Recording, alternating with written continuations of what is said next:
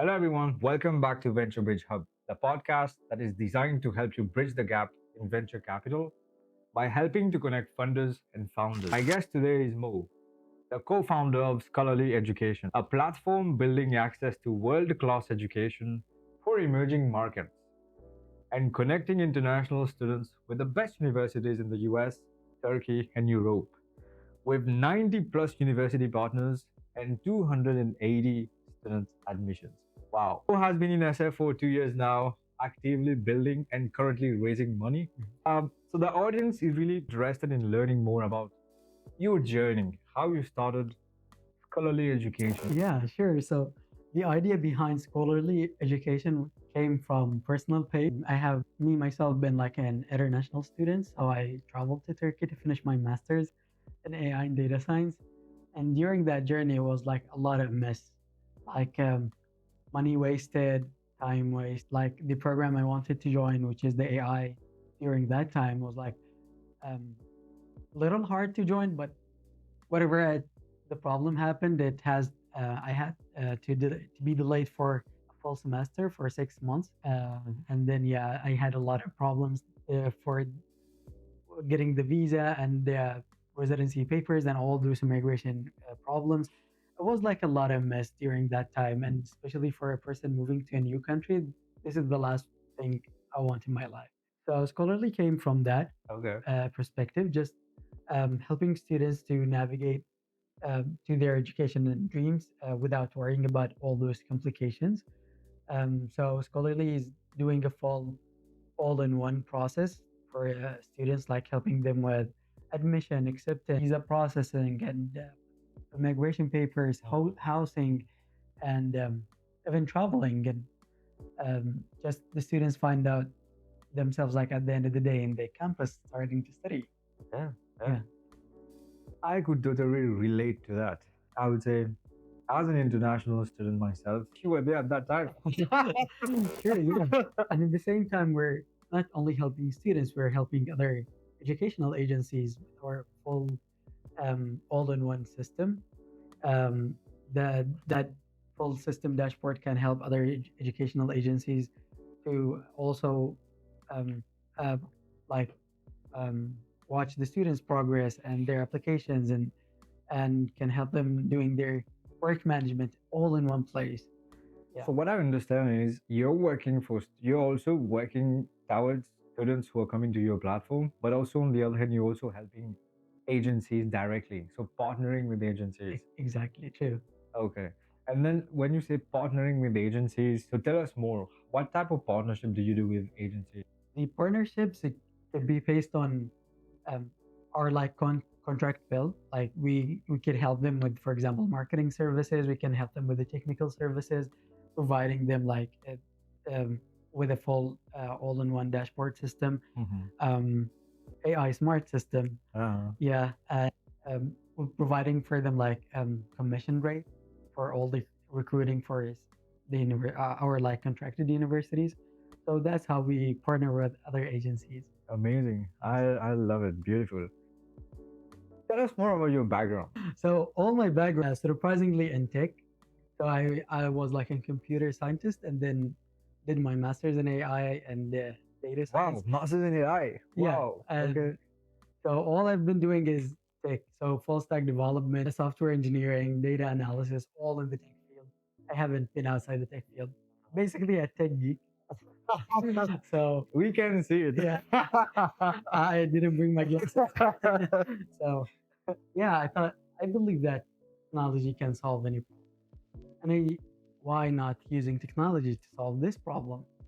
So I just combined my passion with tech just to create Scholarly, a smart educational system to solve all these complications and problems and make students' life easier and agencies' life easier. Absolutely. Yeah, Absolutely. And the company is based in Turkey. The main perfect. person is in Turkey. And you're working from the US and you're the co-founder of the company. So you're Yes, working here and then you're managing the team yes, back there. yeah. Okay. How is it? Is It's really hard, especially with the time difference. So it's literally like full time, 24-hour job. I can imagine, yeah, especially the time zones. Yes. there. I think, yeah, when you were sleeping here, they were waking up. It's the same. So amazing. So now we will transition to the valley itself. Mhm. What was your mindset when when the first time you thought about moving to SF, and why SF? So my mindset first was um, joining all this innovation.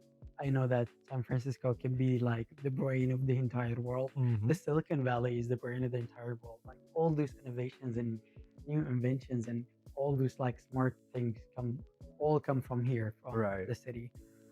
So I came, 100% true. yeah. So Yeah. I came with the mindset of joining these innovations and be part of it.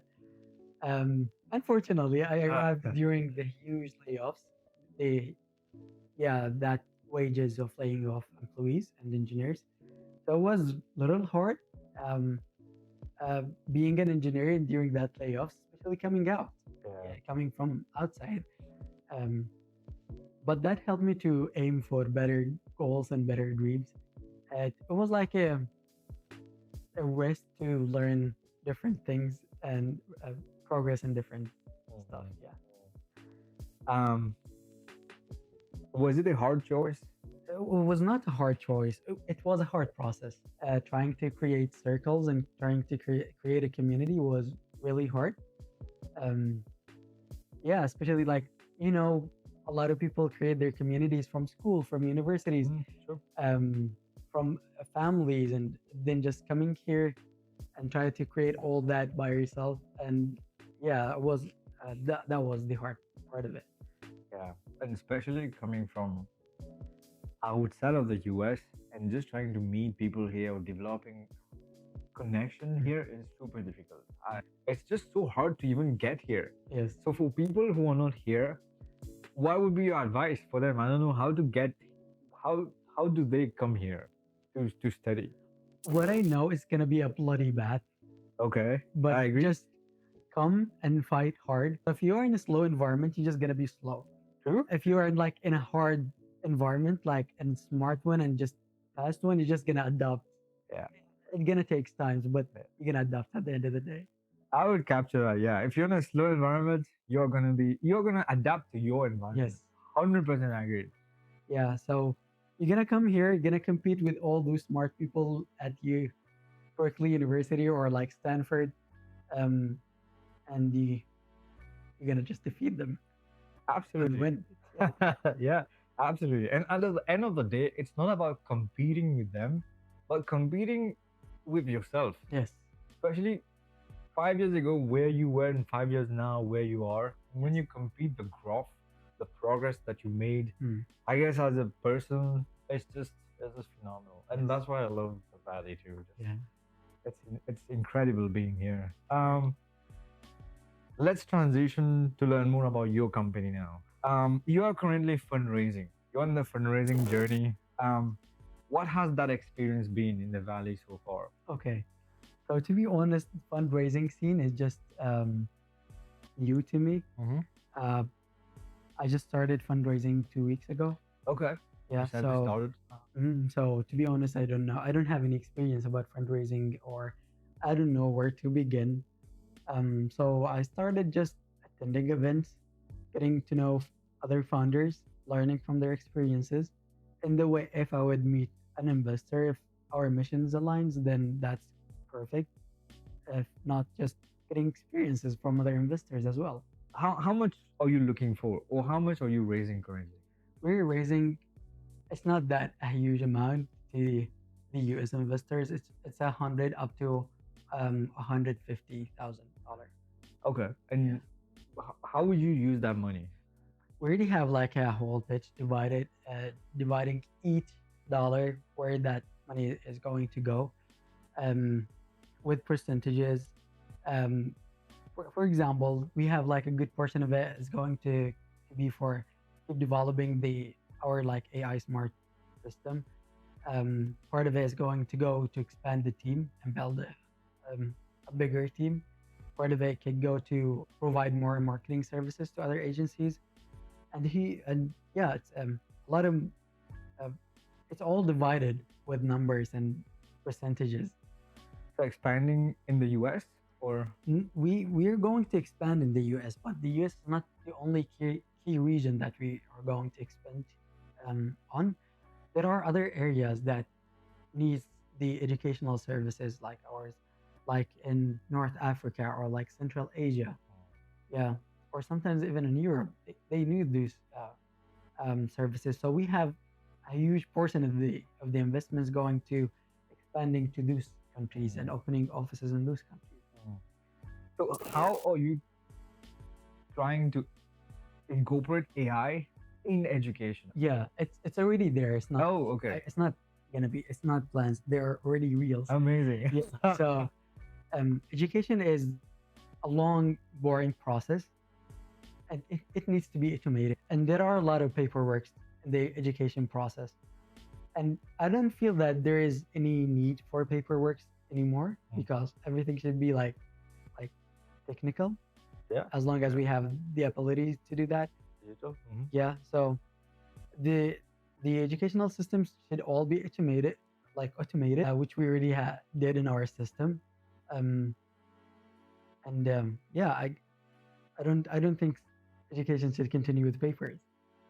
So did you already incorporate the AI into your, Yes. or are you planning to just, when you're fundraising, then with that money you would also try to focus on the We AI? already started like with few features, but with the fundraising, we're going to be able to add more AI like smart features to the system. I feel that it's a must nowadays to have that component of AI integrated in whichever sector you are. Yes. So you're in education, healthcare, finance. The list just goes on and on. Space, aerospace, agriculture. I agree. Yeah, agriculture, even farming now has been automated. Yeah. It's just incredible. Because the outcome and the outputs of adding the AI to anything is magnificent. Yeah, So yeah, I believe adding the AI to that educational system would make it in a different space. 100%, 100%. Let's transitions now to the lesson that you learned by being in the valley. So the ecosystem here in the valley is unique and smart. Okay, but it's also Smart, yep. competitive. Yeah. It's also hard. Um, uh, I love like it's also surprising that the ecosystem here in the valley is like so fast. Every day you just find all those new founders with new smart ideas, with new companies, new applications, and just like it just makes you feel like what's next? What should I do next? Yeah. How to develop next? How to be a better version of me and my job, my career, and my relations like next? How could be a better version in everything? This is a good part of being in the valley. Okay. For people coming from outside, they could feel isolated because like getting into circles, like into specific circles, can be a little hard, but it's not impossible. Yeah. I would agree. Things move so fast here. I've seen it, especially in pitch competitions. When I was going to those events, there are pitch sessions. Usually, there are 5, 6 startups just pitching in front of an audience. Yes. And after that, right there on the spot, I could see investors going approaching founders. They say, "How much money do you need for us to help you?" It just moves so fast. I've never seen such ecosystem anywhere else other than Silicon Valley. Yeah, I agree. Everywhere else is gonna take times and months, but not here. What's something you know now and you wish you knew at that time when you came here? Okay, storytelling. Okay. Storytelling it. is very important.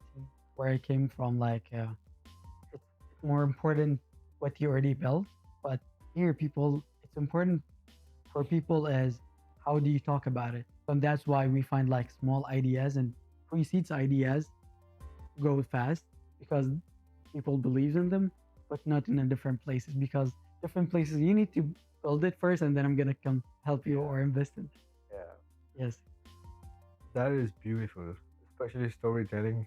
You mentioned also like that when you apply for a job there is 1,000 applications there, and what makes you stand out among the 1,000 is just how do you tell your story.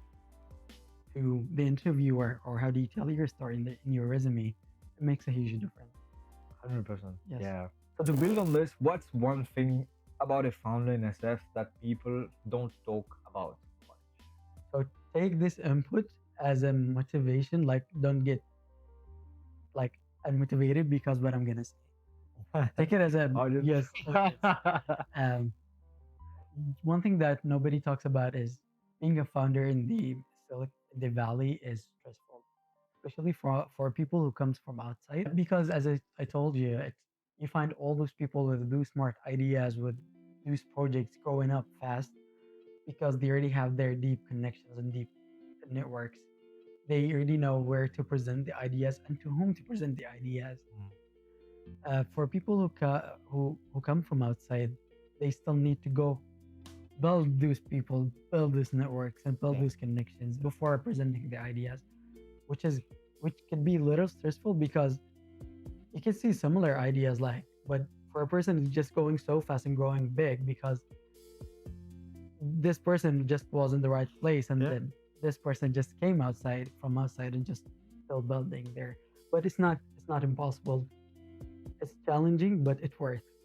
I 100% agree. It's just that, especially if you're not the founder who's here, you get lost in the crowd. Yes. You are not the only one building here. Yes. There are probably hundreds or thousands of people who are building here, and they are here. So you're competing against the best in the world. And if you are not, I don't know how to put it, but if you're not strong in a way or brave or just keep pushing in one direction with one clear vision, you tend to get demotivated and stressed Yeah. and being lonely. As a founder, it's Yes. loneliness. Just imagine having similar ideas and you just see that person already built and made profit, and you just like still here. What I'm doing here? You just feel motivated, or you just feel that unworthy or like unsuccessful. But this is not the feeling. It's just like you're still in the process of networking and building your community. So just put this in your mind, but it's not impossible. It works at the end. It So, works for everybody. so to follow up on that, so people who are not here, would you recommend them to come here? Yes, Okay, a strong battle. Just come here and fight. perfect. I love that advice. Yes. I feel here is the right ecosystem. You want to grow with people that are growing alongside with you, the community. You're having the right guidance, the right network, and the right mentorship. Yes. In addition to funding for sure, but that ecosystem is here, Yes. and that's how you grow yourself as a person.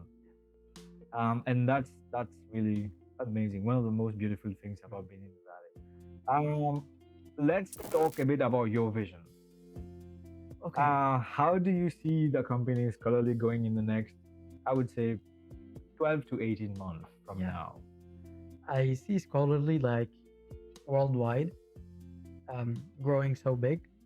I see Scholarly in the next 12 to 18 months be having new offices like in like key regions, as I mentioned, like US, Central Asia, and North Africa, and part of Europe. I see Scholarly with a bigger like team, expanding it with different services like the marketing services or like the technical services. And I also see like the smart AI, like the smart AI dashboard for Scholarly is in a different space with all the new AI features. Mhm. Yes. So it's more about market expansion, team, Yes. building the team more, and just trying to put it Yeah. out there for We people already to have take. the solid team, Yeah. but we just need to expand and to go bigger. Amazing. I Yeah. love it. So if you close this round successfully, um, what's the first big move you will make? The first move, yeah. Let's remind the audience that you're looking for 100 to 150. Yes. The first move is just like as I told you, I'm gonna build a stronger, solid team and then expand in all what we're already doing. Um, because I know we have the resources, we have the abilities. We just like need the fund to extend. Yes. Amazing. So how can listeners, investors, how can they support you? Yeah, they can help for investors if our missions aligns. Then let's talk. Not investors, then uh, please just connect me to someone who would be interested in this field. And if not, just spread words. Building something from scratch, a word can be helpful. Just Yeah, yeah. yeah. And especially people like you who are building in the same field, they are more than happy to connect with you Mhm. so that you guys can just collaborate and see how to grow Yes, together. agree. Yeah. Okay, this is the most fascinating part of this podcast. So the quick rapid fire round. So I will ask you 5 questions.